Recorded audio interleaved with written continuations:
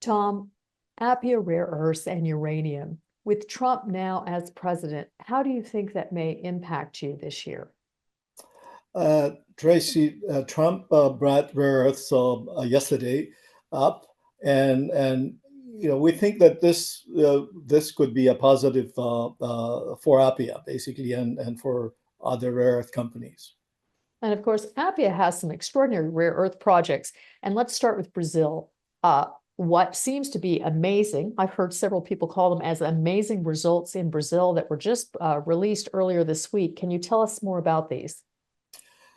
Appia has a project in Goiás State in Brazil. The name is PCH.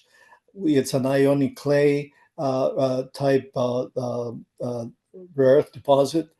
And we also have an area next to the ionic clay that it's we had done some drilling before. We intersected high-grade rare earths, uranium up to 9.3% rare earths. And so we decided to do some more investigation, investigate the area more, and we decided to drill 3 diamond drill holes and 150-meter holes each in that area. And all this whole diamond drill holes were mineralized from top to bottom, and the holes ended up in mineralization with high-grade rare earths, and also niobium and phosphate. So basically, this initial drill holes exceeded our expectations. It's highly unusual to go out and drill three holes and have them all mineralized from top to bottom with high-grade mineralization, Tracy. Okay, so for those out there that are going, we heard niobium and we heard that you found some phosphate, but mineralized, what rare earths did you find? The total rare earth oxide here, the different holes are mineralized differently, but it's on average about over 1% to 1.5%, which in parts per million translates to anywhere from 10,000-12,000 to 15,000 parts per million. And we do have the critical rare earths, which is the niobium and the praseodymium, dysprosium, and so all those all the critical rare earths that are needed for the electrification for electric vehicles and permanent magnet. Basically, they're used in permanent magnets to make permanent magnets that are used in electric vehicles and other high-tech applications.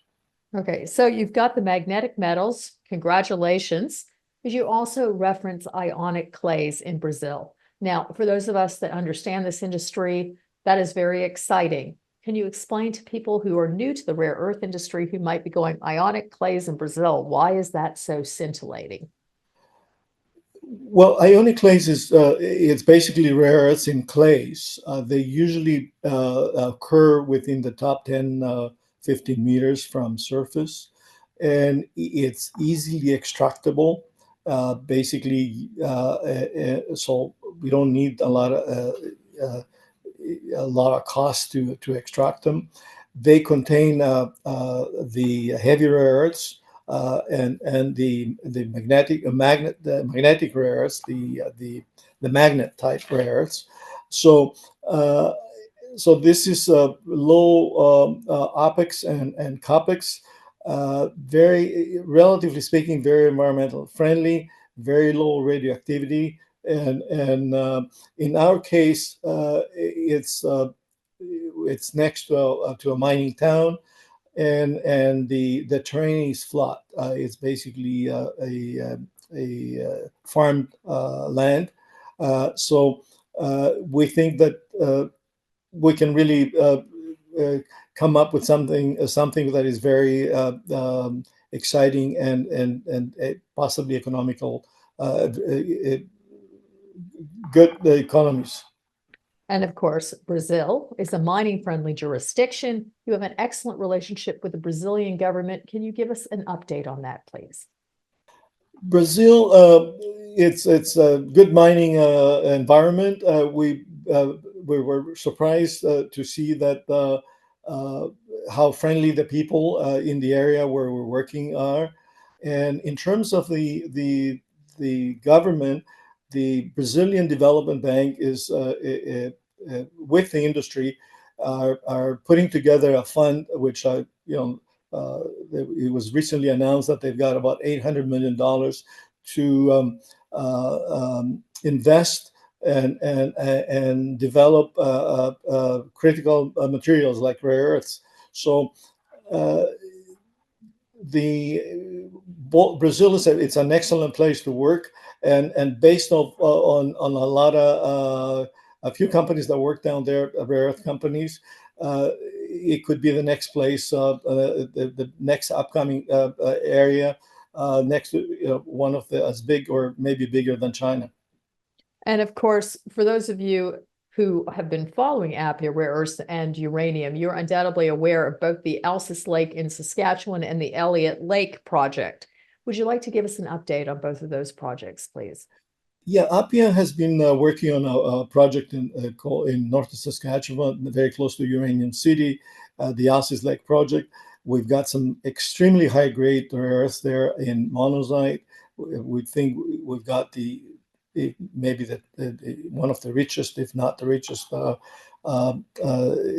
earths occurring in monazite. We've got monazite over 85% on surface, and we're getting rare earths up to 50% there in monazite.